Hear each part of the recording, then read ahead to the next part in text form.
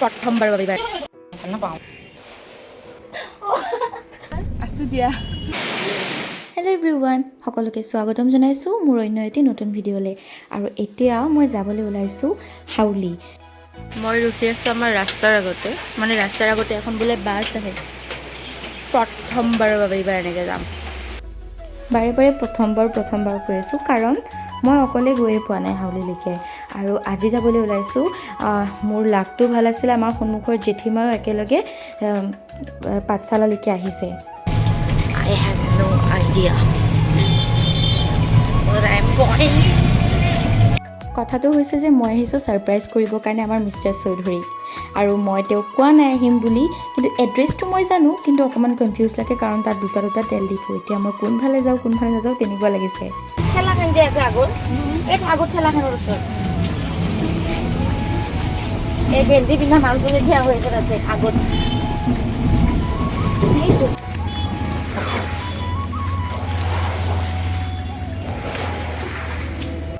Finally মই ঘৰ আহি পালোঁ, মানে এড্ৰেছটো পালোঁ আৰু বিচাৰি। আৰু মই ছাৰপ্ৰাইজ দিয়াৰ কাৰণটো হৈছে, আজি হৈছে 18 জুন।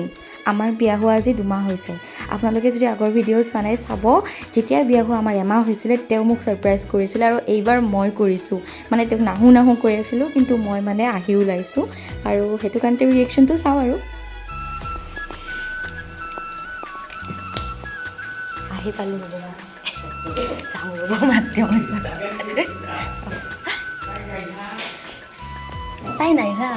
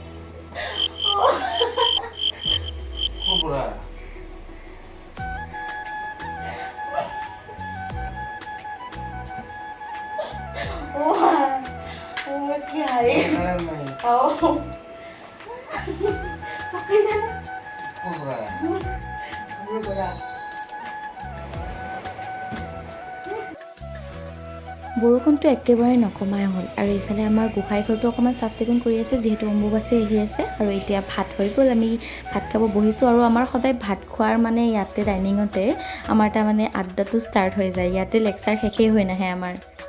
ভাত পানী খাই উঠি আমাৰ তেওঁ বনাবলৈ লৈছে। ইয়াত চেৱেও নহয়, মানে কি বনাইছে নিজে নাজানো। আপোনালোকে মই এইটো ৰেচিপিটো দিম বাৰু ইনষ্টাগ্ৰামত চাব। আৰু এইফালে মই অকণমান পেষ্ট্ৰি খাই ল'লোঁ। আৰু আমি এতিয়া সন্ধিয়া তাৰমানে যাম বাইদেউহঁতৰ ঘৰত। এইটো বনাইছে দেই, মই ৰেচিপিটো দিম। মানে বাইদেউহঁতৰ ঘৰত যাবলৈ ওলাইছোঁ। আৰু কি চেলিব্ৰেট কৰিম, 2 মাহ এনেই আৰু চেলিব্ৰেট কৰিম বুলি ভাবিছিলোঁ, কিন্তু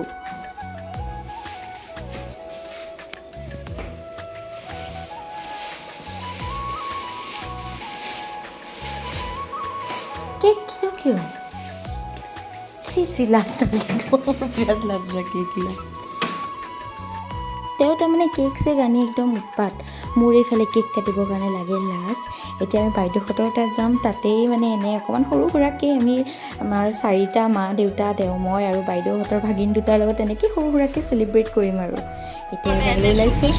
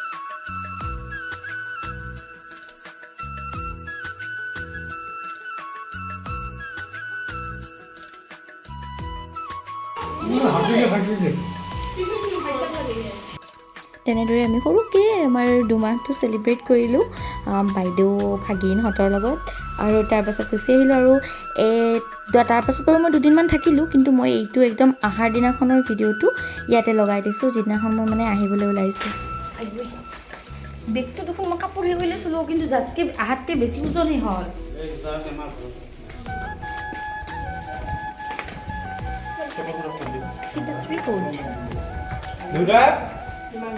দেউতা ক'তে মা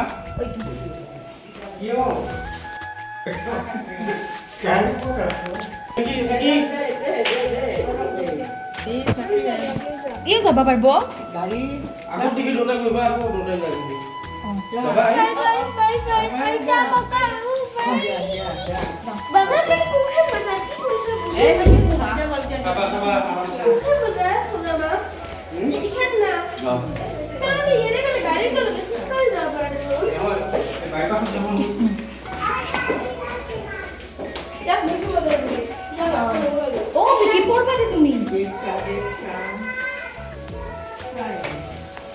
মানে ভাগিন দুটাই মোক এতিয়া বাছলৈকে থ'বৰ কাৰণে আহি আছে একেলগে মোৰ কি হয় জানেনে সদায় অহাৰ টাইমত সিহঁত দুটাৰ কাৰণে কিবা বিৰাট দুখ লাগে ক'ব নোৱাৰোঁ কিয় সিহঁতৰ লগত তাৰমানে টাইম স্পেণ্ড কৰি বহুত বেছি ভাল লাগে তো এতিয়া মোক থ'ব আহি আছে আগবাঢ়ি আৰু মোৰ লগত যাব আজি ৰিজু আৰু তাইৰ দেউতাক মানে সিহঁতেও বৰপেটাত আহিছিল জেঠীহঁতৰ ঘৰত যাওঁতে এতিয়া আমি একেলগে যাম আৰু এইফালে বৰষুণ এৰাই নাই আৰু ইয়াৰ ভিকি আৰু আইটোৱে থ'ব আহিছে মোক বাছ ৰখি আছোঁ আজি বহুত বেছি লেট বাছ ফাইনেলি বাছ আহি পালে আৰু আপোনালোকে এবাৰ পানী চাবচোন ইমান বেছি পানী হৈছে